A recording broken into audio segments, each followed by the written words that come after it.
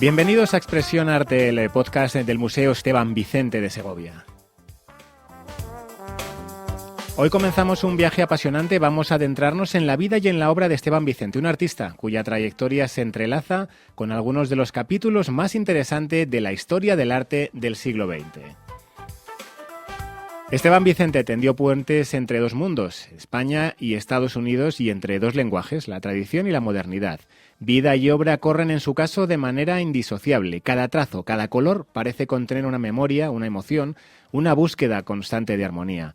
Esteban Vicente realiza una larga peregrinación que le situó en los principales escenarios culturales de España, Europa y América, hasta asumir el lenguaje de su madurez artística, por la que es conocido y reconocido. A lo largo de su carrera, Vicente nos muestra una visión individual de la realidad. En este episodio empezaremos a desgranar esa historia. Y nos acompaña para ello Ana Doldán, directora artística del Museo Esteban Vicente. Ana, ¿qué tal? ¿Cómo estás? Muchas gracias. Pues bienvenida, y en el episodio de hoy nos vamos a centrar en la historia de Esteban Vicente hasta el año 1936, momento en el que el autor pone rumbo a Estados Unidos. ¿Cuándo y dónde comienza este recorrido? Bien, pues el recorrido comienza el 20 de enero de 1903, cuando Esteban Vicente nace en Turégano, en Segovia, fruto del matrimonio entre Sofía Pérez y Toribio Vicente. Su padre era guardia civil y estaba destinado en esta pequeña población de la provincia de Segovia.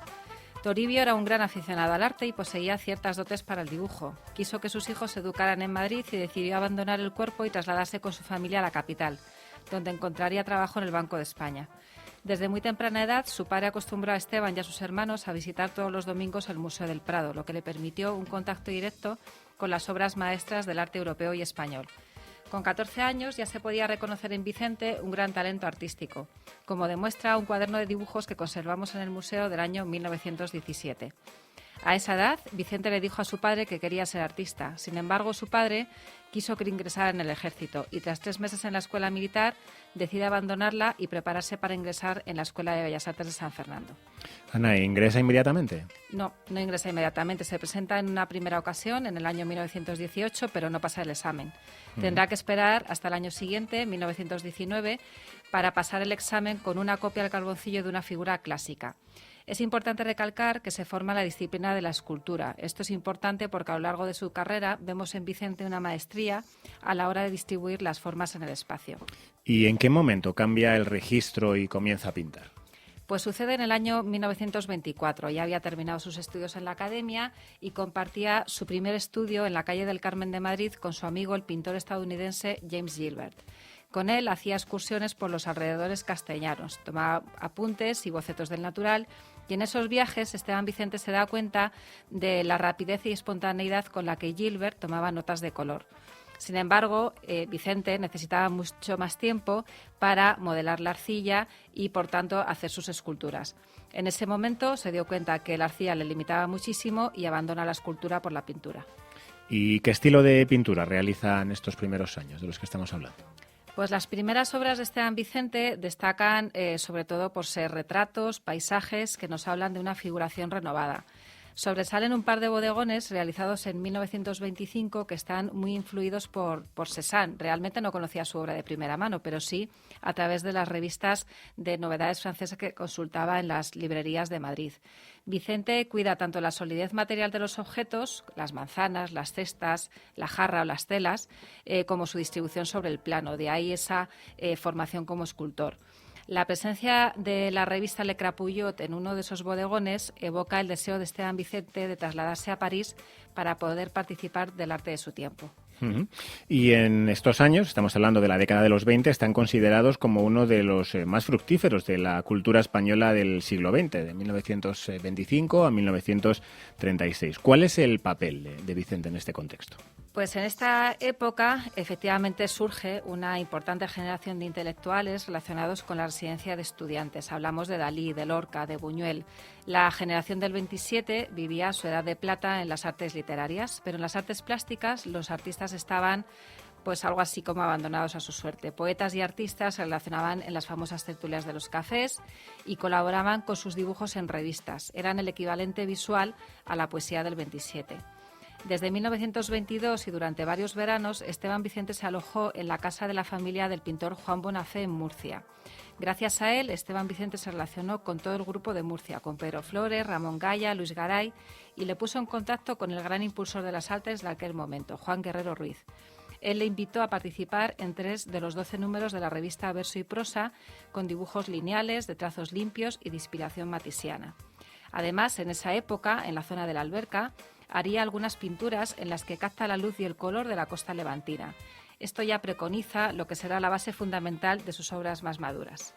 Esteban Vicente pudo ver en las revistas de las novedades francesas que consultaba en las librerías del Paseo del Prado la obra de Picasso, de Braque, de Juan Gris, de Matisse, Segosán, que llamaron poderosamente su atención. Esto le llevó a tomar la decisión de ir a París a vivir el arte de su tiempo. No en vano, en aquel momento la capital francesa, pues podemos decir que era la capital, valga esa redundancia, mundial del arte, ¿no? Efectivamente, Esteban Vicente decide irse a París en abril de 1928, ya está por la ciudad del Sena, entabla relación con el grupo de españoles que estaba allí establecido, los denominados Escuela de París o representantes de la figuración lírica española, eran Pedro Flores, Joaquín Peinado, Francisco Bores, Pancho Cosío o Hernando Viñes. Y también puede conocer el arte internacional que acoge París. Para ganarse la vida pasa un tiempo retocando fotos, pinta decorados para los retratos del Gran Boulevard, especialmente para el Folies Bergère y en concreto para la actriz Josephine Baker. Perteneció al grupo Los Superindependents, que defendían la independencia del artista respecto a la presentación pública de su obra. Expone en octubre de 1929 junto a Bores, Viñes y Flores y conoce a Picasso en su estudio de la Guibotti. Tras un año vuelve a España y en 1932, gracias a una beca de la Junta de Ampliación de Estudios y varias prórrogas posteriores, realiza una segunda estancia en la capital francesa. Realmente él nunca llegó a sentirse integrado en París, pero su producción de aquella época se vio muy influenciada por esa figuración lírica que caracterizó la de muchos de los creadores españoles de ese momento.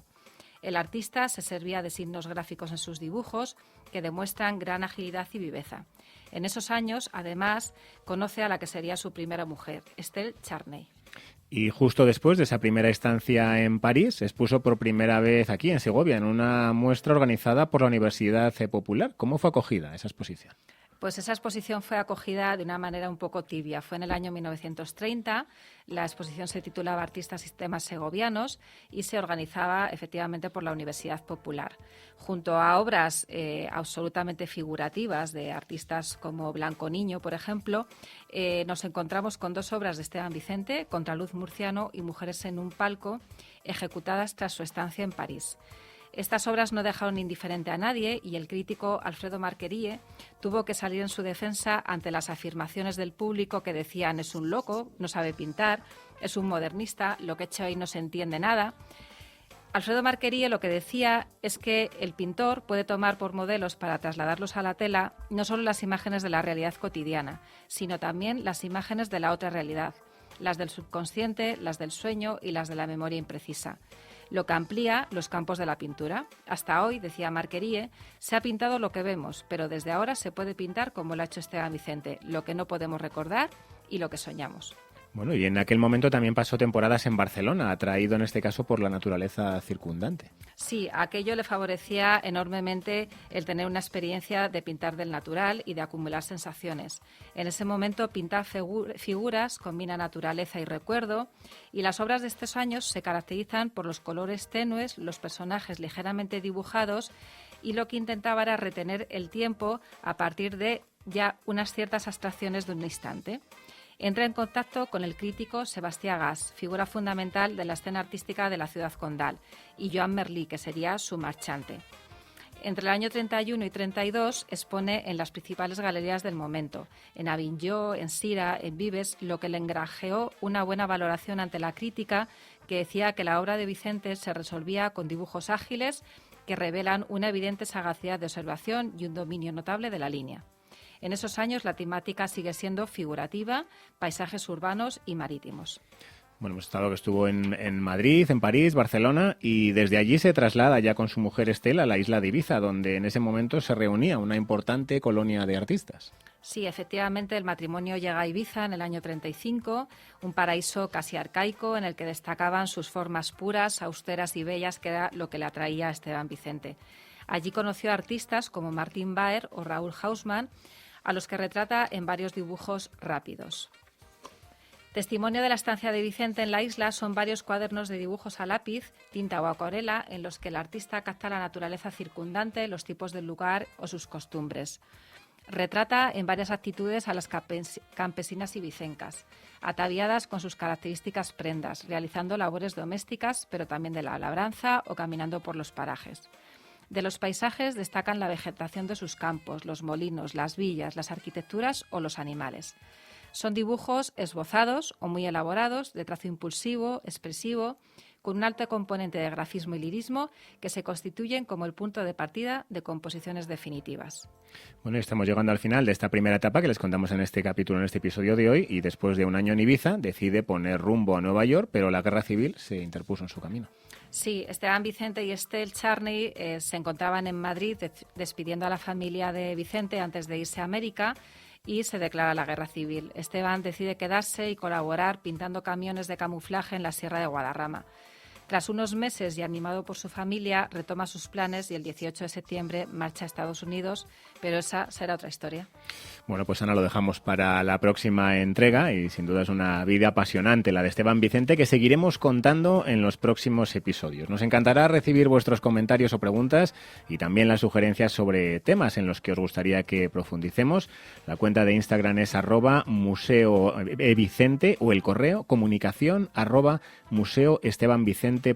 Comunicación@museoestebanvicente.es. Están abiertos a vuestros comentarios. Así que os invitamos a no perderos nuestro próximo capítulo, que en esta ocasión será emitido la semana próxima, el miércoles 19 de noviembre, en el que invitaremos a Álvaro Fraile, director de la compañía de teatro Cardalana, que nos hablará sobre la obra de teatro Un día en el museo, previo a la que será su última función en la capilla auditorio del museo, programada para el 21 de noviembre. Hasta entonces y gracias por escucharnos. Ana, hasta la próxima. Muchas gracias. Hasta la próxima.